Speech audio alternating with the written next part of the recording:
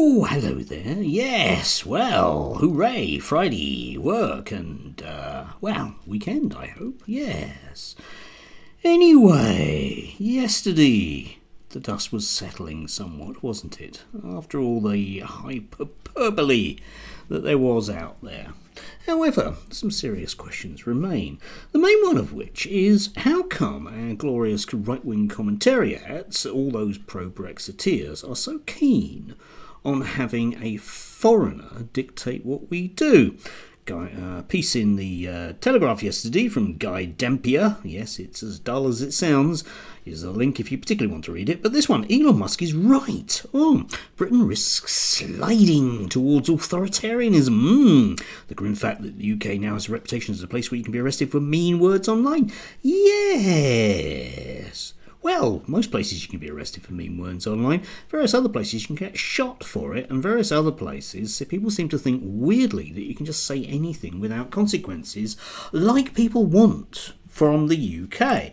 Because the thing about Elon Musk is, just over the last few days, he has decided to stick his big, foreign, South African-born, immigrant-style, I'm going to live in America because I'm a globalist, nose into our business. And I would have thought that we're in a sovereign nation, we'd tell him where to go. But apparently all of those usual suspects, your Darren Grimes et al., have decided that in fact, no, actually it's a very, very good thing because we have a Labour government and that's wrong, okay? They haven't really basically adjusted to it yet, these people. They don't really know what to do. So they're basically flailing around for anything they can grab hold of. But the key thing about Elon Musk, of course, is that he allows an enormously large amount of racism, which is their stock in trade. So what they're going to want to do, of course, is just make sure that their revenue flow is maintained, because if you're a member of the Lotus Eaters and you have to rely on getting 14-year-old Nazis to sign up to you,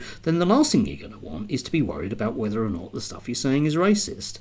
At the moment, they're just saying anything racist they want to. Come back to that. But anyway, so we end up with this, okay, with like Elon Musk is just tweeting various stuff. He's actually putting stuff out which is untrue.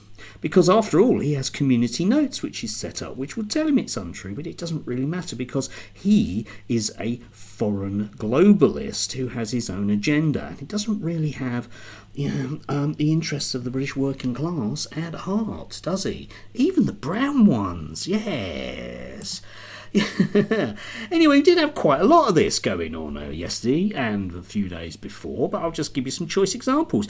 Did have to love this from Andrew Tate. Yes, another one, right? Okay, not the world's most white human being and not the world's most English human being, and currently basically on the run in a foreign country, but nevertheless he does get preferential treatment from all the usual suspects, doesn't he? So here he is, Andrew Tate stating this, right? Not a single action plan on how to prevent little girls getting stabbed, not one.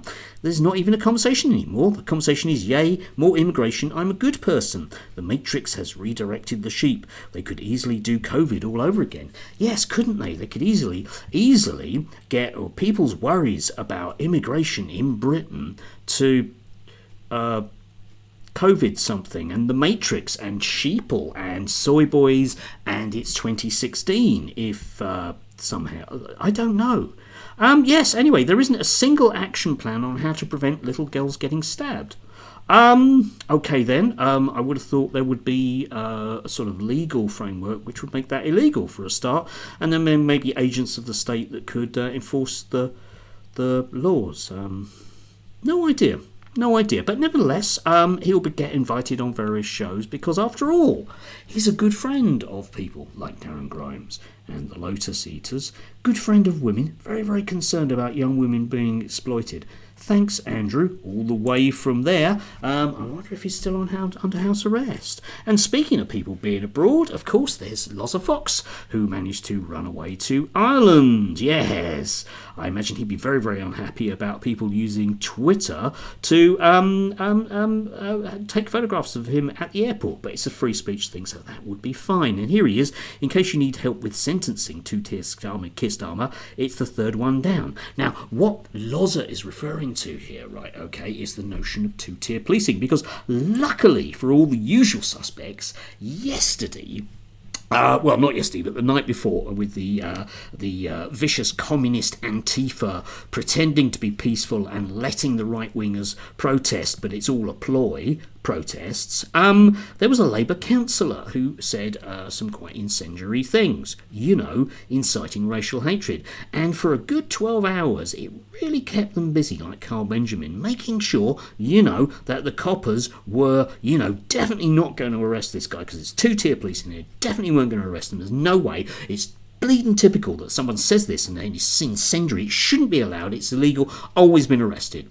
I actually picked this up on Twitter about a few seconds after it came in. So we had Darren Grimes, as we know, not a racist, luckily still in this country. But anyway, Labour councillor Ricky Jones has been arrested on suspicion of encouraging murder after footage emerged on social media of him calling on far-right protesters' throats to be cut. Yes, which is incitement to racial hatred, Darren. You might bear that in mind, I think, because it's illegal. And then Carl immediately afterwards put, they have to make an example of this one guy now because the breach of ethics was so flagrant. Ethics. Hey, what an improper use of that word. Never mind, Carl. All the Muslim mobs who were beating people in the street will go uninvestigated because this man will be the sacrifice. Absolutely, Carl. Which is that classic, I'm Carl Benjamin, I'll have my cake and eat it. I'll be a racist, but then say that I'm only a racist because other people are racist. Not that they're any more racist than me or any less racist than me, but I have a platform and a social responsibility. It's all about ethics, but I'm going to completely ignore that, and I'm going to ignore anything factual because it interferes with my revenue stream.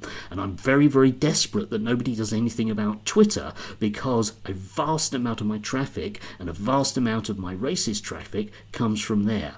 How dreadful. Imagine shutting down Carl simply because he does things that are illegal. Be dreadful, wouldn't it?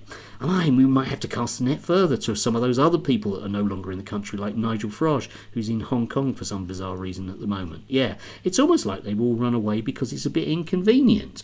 Now, what do we call people that live abroad and don't feel the consequences of their action and work on behalf of a global elite? The globalists, yeah.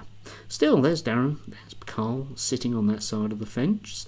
Now, if you're a working class person of any particular hue, I think you need to bear that in mind when these people are spouting at you. They don't have your best interests at heart, and they're not realistically that concerned about little girls being stabbed, because when other people get stabbed that are the wrong colour, they really just don't care.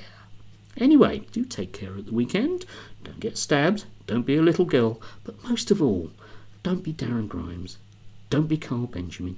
Don't be Nigel Farage. Especially don't be Elon Musk. And really, as a way outsider, whatever you do, under no circumstances be Andrew Tate.